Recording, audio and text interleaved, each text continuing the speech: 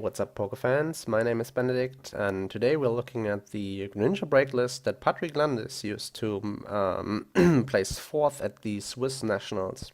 As you can see, the Swiss Nationals had Fates Collide legal. He played 3N and 2 Ace Trainer as his shuffle supports. First of all, let's check out the Pokemon. He played the 2 Jirachi. Jirachi is very good in Greninja because you can stall and buy yourself some turns in time against stuff like Night March or other special energy-based decks, as it sits in the active and attacks for Stardust for 10 damage and is immune against attacks next turn. While Jirachi is tanking, you can evolve your your Greninjas. He's playing the 4th Froakie, 4 Frogadier, the 3 Greninja from the newest expansion, and the Greninja from the XY expansion. This is Breakpoint, sorry, and the Greninja Break, of course. And his trainer card choices are not that casual, actually.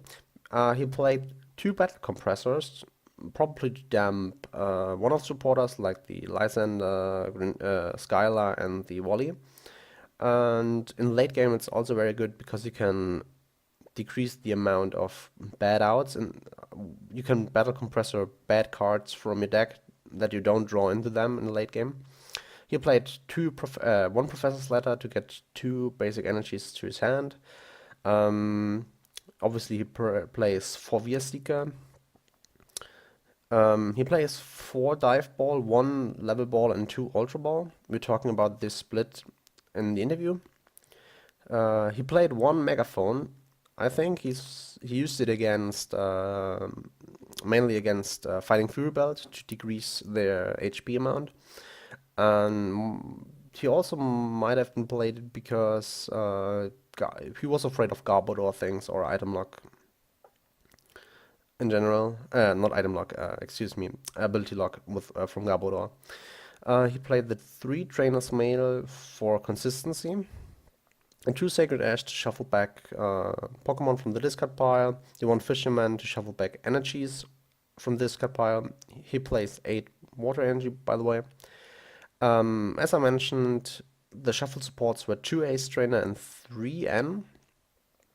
Surprisingly, he played the 1 Lysander. A lot of Greninja Break decks don't tend to play the Lysander because you can snipe everything on the bench anyway. But as I said, he might have been afraid of a Garbodor Vespiquen deck, for example, that shuts off the abilities. He played the 1 Skylar, which is super clutch in Greninja, and he also played the 1 Wally.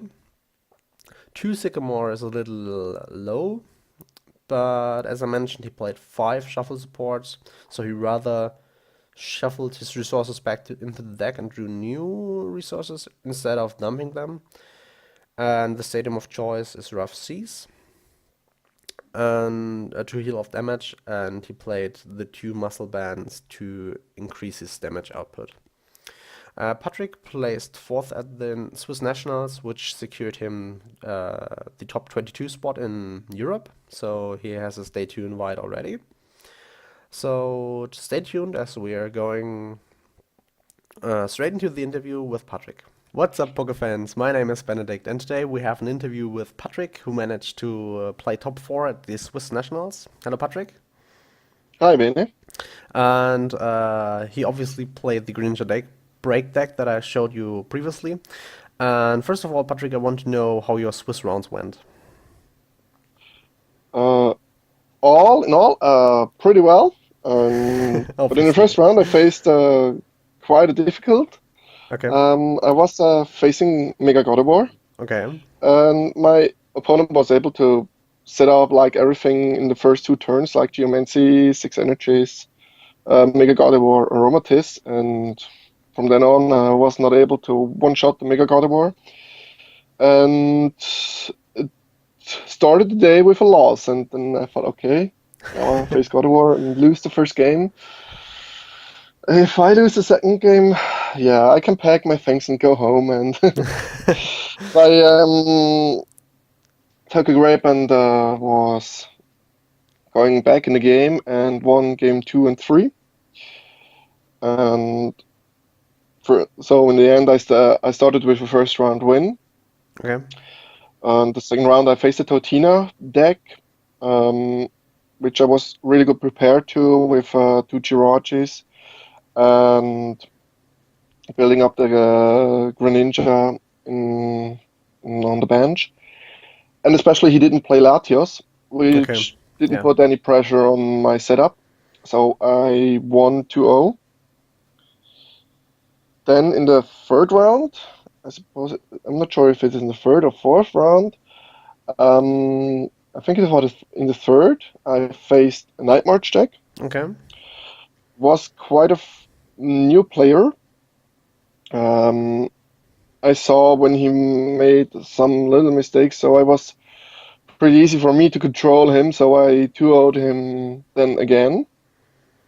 In the fourth round, I faced a friend of mine, was Sasha Giger. He was also playing Totina, but he with Latios. But we were deciding that we do draw, have a lunch break, get something to eat, and Okay. we were on like 6 players with 3-0, and we were on table 3. And afterwards, in the fourth round and the fifth round, I was on table 2 up paired, and he was on table 3 down paired. So we were like in same positions in this case. It was a good decision to tie in this situation. Okay.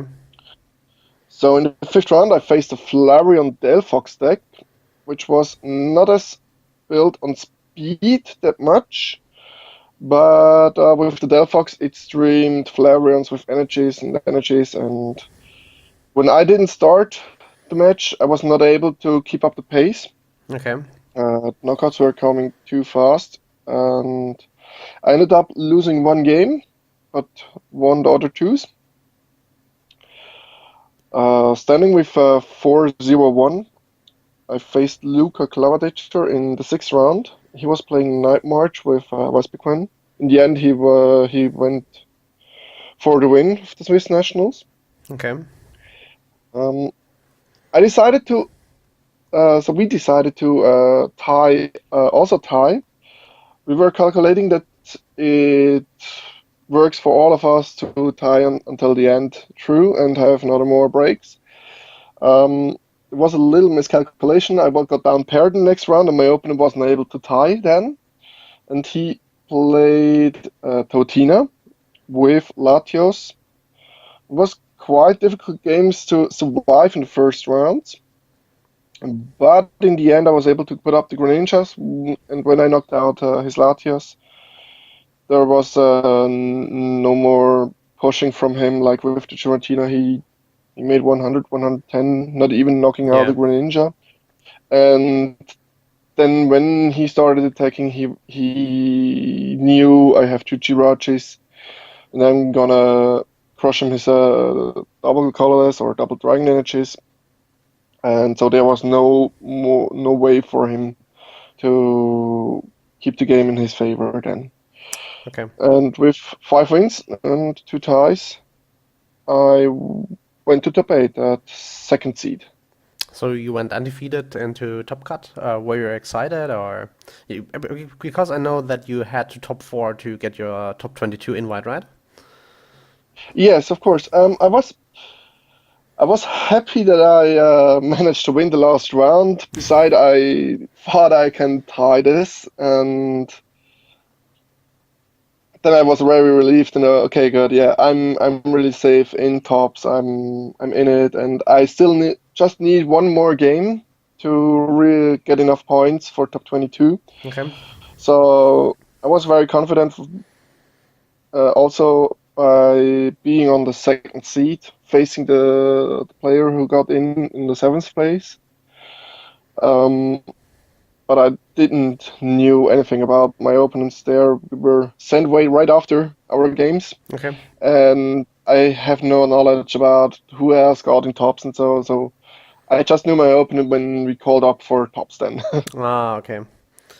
So, how went the top rounds? Like you were in top 8, and what did you face there? In top 8, I faced a Bronzong Seismitoad Aegislash deck. On the first side, I thought I will be facing a Genesect deck, but he was building his deck more likely to face Night March, Totinas, and Vespi Plume decks, which were at this time very popular in Switzerland here. Okay. And he played all kind of sorts cards that nerfed the special energies like Assault Vest, Jirachi, Aegislash, even Xerosic. Okay. So his choice was pretty good. We had also some Vespi Plumes and yeah, some Totinas. Like I faced 3 of them in the Swiss rounds.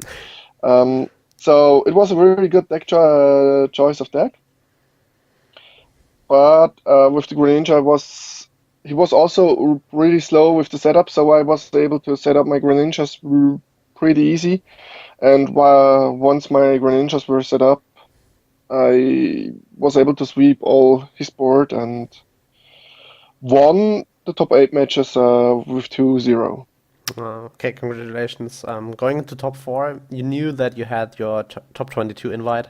You were relieved, or did you Yes, play? very. Did you play for winning, or were you just okay? Let's see if I can win or not, but it doesn't matter anymore. So my primary goal was to reach top 4, of course. So Yeah. that's why I decided to play Greninja. I didn't want to have any really bad matchup beside of Skeptile. I was feared of Skeptile. But first I really wanted to reach top 4, and then I said when I reach top 4, then I will go for the win. Okay. But top 4 was my real goal there. Okay. So top 4, you faced what kind of deck? It was a Mega Rayquaza with Jolteon deck, Okay. and I got the knowledge of the deck. This deck was top 8 while I was playing in my top 8 match. And I thought, okay, everything besides of that in top 4, and I could have chances for going all the way through. But then I was really facing him in top 4. I thought, oh no, okay. It will be quite difficult, and it was for me not able to do anything. In one game, I really had a bad start. Like I never water duplicated. I had in the first 2 turns, I had a Froakie with Bobble, and then in the turn afterwards, I was able to Frogadier, but then I had no choice than to do Wally for Greninja for Shadow Stitching to prevent his setup. I Ace Trainered him in this moment then. I needed to no. Ace Trainer was 1 turn before and he had no cards. Sorry, it was this way. there were no possible 2 supporters in this turn. It was the Ace Trainer before, and then he had nothing much to do than just to do the KO. And then I volleyed into the evolution and was able to block him down a bit with placing the stadium, and he also had only 4 bench Pokemon to this moment, so he didn't grab the 5th one. But it didn't work out in the end. I lost this match, and the second one was quite similar. It was a bit of a better start, but I had a Frogadier priced, and with the stream of the Delta Emerald from Mega Rayquaza, I was not able to keep up the pace for bringing out enough Froakies and Frogadiers to finally evolve into Greninja, and I barely even was able to play Greninja Break. Like I think I had for 1 or 2 turns I had a Greninja Break out, but that was everything I had out. So Okay. So you it mentioned was a total loss in top 4. Congratulations though for top 4. You mentioned Thank you. that every matchup beside the Mega Rayquaza, you had good chances. What were the other matchups? Do you remember? Um, like for the other matchups I faced, No, or no, did I? the other top four decks. Or the other top four decks. It was not a Greninja deck, but it was a very clunky build with two auxiliaries. And the other deck was the Night March deck. But I knew I wouldn't face Night March before finals because the Night March was on first seed Yeah. with Luca. And I was on second seed, so I knew when I face Luca, then it is in finals. So I hope to face the Greninja deck because I tested the mirror quite a lot before and knew how to play it, and I hope to have an advantage of this against the other Greninja Break player. But yeah, I faced the Mega Ray. So you mentioned that the other Greninja player played the Octillery, but you didn't. Can you tell me the reason why you don't play the Octillery? First, when I started testing with Greninja, I played it with a 1-1 auxiliary line. Hmm. Um, I replaced it for the second battle compressor and the Skyla. And these choices had many different reasons. First, in the start of the game, I sometimes have to struggle for consistency for like when either I have no supporter, but I have the Greninja line, everything set up, then I might have one Greninja, nothing in the back then. Okay. Or I was able to have a Froakie, but struggling getting out the Frogadier, but I had supporters in my hand. So in the first few turns, Octillery is slowing down my game. Like when I draw an Octillery instead of a Skyla, Yeah. I will not be able to bring out my Frogadier and do water duplicates and get my field out. So in the first part was like negative to have Octillery in the deck. The beneficial part would have been in the mid game, where I still need more cards, and Octillery will provide me those cards.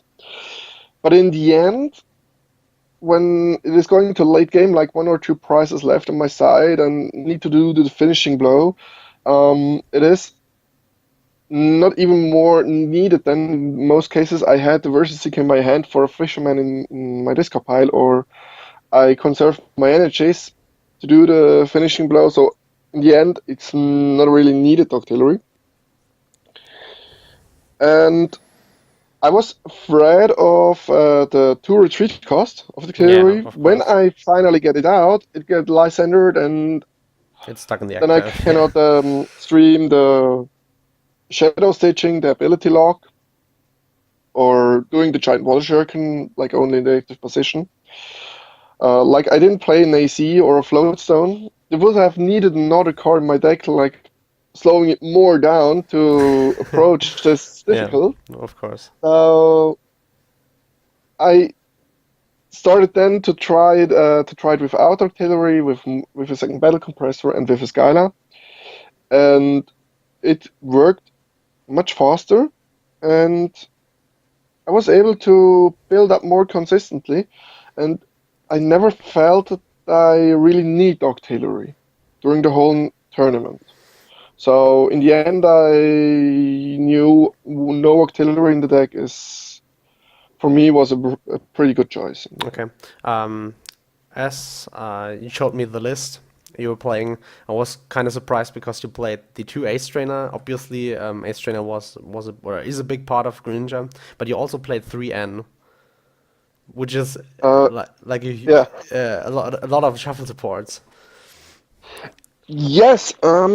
This is because of before Fates Collide, the list I played earlier was with 4 Sycamores and 2 Ace Trainers, Hmm. but I faced a lot of situations like, okay, to going forward in the game, I need to do Sycamore, but I need to discard a lot of resources. And in the Greninja deck, usually I'm more aggressive player, like playing everything out and do as much as you can. But in the Greninja, I like to really conserve my resources to have them in the late game or in the mid game. And Sycamore was not really helping for this. And with the coming back of N, I was able to put on more N in it, like especially for the first turn, like when I have just one Froakie and not really a lot of useful resources in the first turn, but like two Greninjas in the break. I love the situation to have in this case the N Okay. and reshuffle everything back and get another Froakie on the bench or a Frogadier in my hand and the water energy then. Um, and especially in the late games, like I was one game in Swiss rounds, I was so much behind. Like my opponent had just one prize left, and I had all six on uh, laid down. And in this case, I was able to play N. My opponent was locked with one card, and I had my six new cards and was superior over Ace Trainer then, Yeah. and it helped me really out. So it's one of the most consistent card in my deck, and it helped me a lot to set up and disrupt my opponent also. Yeah, and it's a super cool new inclusion from Fates Collide. It got a reprint. Um, were there more, or were there some new cards from the Fates Collide set that you have seen, like some deck archetypes that you faced and that you didn't face, but some archetypes that you saw like playing next to you from the new set? Some new The decks. main thing I saw was Alakazam, like Mm-hmm. a Mega Alakazam build with the Evolution Sprays and Super Scoop Ups. Okay. I think there were two or three of them were at Nationals, but I did not see any Zygarde decks or Genesect. I was quite surprised to see no Genesect or Zygarde, but I think the most influence of this format was really the N, Yeah. and it was able, like the release of N was the point to make more consistent decks and like the Greninja I played or Totina profited from N too. So yeah. Okay. Um, a lot of Greninja players were dropping the Lysanders from the list because you can snipe everything on the bench anyway, but you decided to play one Lysander. What was the mindset behind playing the one-off as support? When I first built the deck, generally when I first built decks, I start with putting one Lysander in the list right beforehand. Okay. If I see I don't need them, I will cut them out in testing. But sometimes it worked really, really well, especially on nationals. I had a situation like a Seismitoad and active Quicken punching me. I started also did. Then okay, yeah, I need to do against Jirachi and something, and was playing the special energy, the double dragon on Giratina on the bench. Then I was able to Lysander the Giratina up and discarding the next energy Okay. and having Stardust again. So it gave me quite an advantage, and it was sometimes good for stalling out to have not a Greninja set up like when the opponent is blocked for a turn. Um,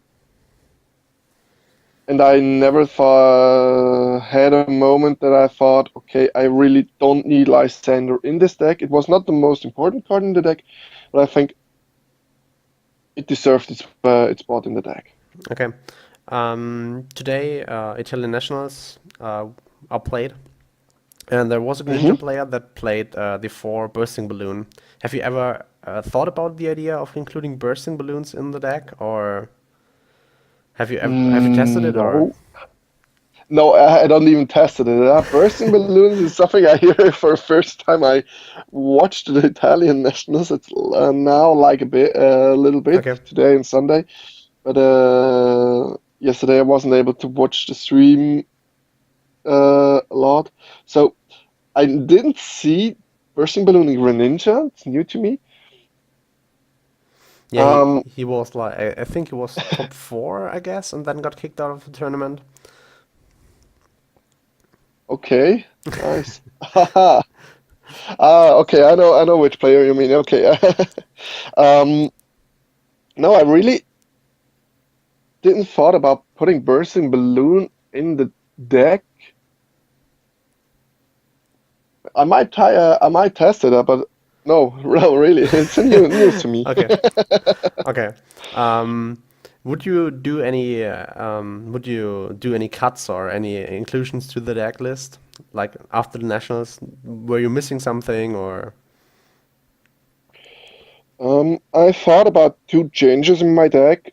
First was with having two Jirachis.